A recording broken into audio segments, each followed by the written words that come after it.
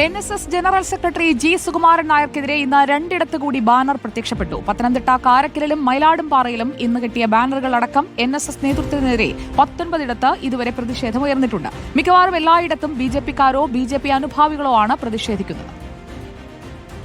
പത്തനംതിട്ട വെട്ടിപ്പുറത്താണ് ആദ്യമായി G Sukumaran നായർക്കെതിരെ banner ഉയരുന്നത്.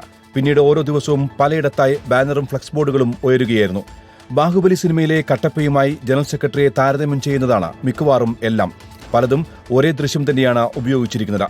പത്തനംതിട്ടയിൽ മാത്രം 14 10 കരയോഗങ്ങൾ കേന്ദ്രീകരിച്ചാണ് പ്രതിഷേധം. കോട്ടയത്തും തിരുവനന്തപുരത്തും 2 വീതവും ബോർഡുകൾ ഉയർന്നു. ആലപ്പുഴയിലും സമാന പ്രതിഷേധമുണ്ടായി.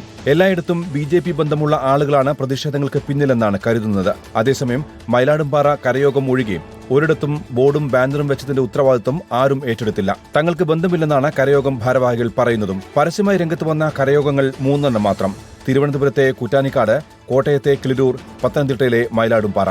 ഒരു ജനറൽ സെക്രട്ടറി എന്നുള്ള ഒരു പദത്തിൽ ഇരിക്കുമ്പോൾ അദ്ദേഹം ഒട്ടും പറയാൻ പാടില്ലാത്ത വാക്കുകളാണ് ഇത് പറഞ്ഞുകൊണ്ടിരിക്കുന്നത്. ഇപ്പം ഞങ്ങൾക്കുള്ള പ്രതീക്ഷ എന്ന് പറഞ്ഞാൽ ഞങ്ങളെപ്പോലുള്ള പാവങ്ങളെ വലിച്ചഴിച്ച് കൊണ്ടുപോയതിൻ്റെ ആ ഒരു നഷ്ടം ഞങ്ങൾ സഹിച്ചുകൊണ്ടിരിക്കുക കേസുമുണ്ട്.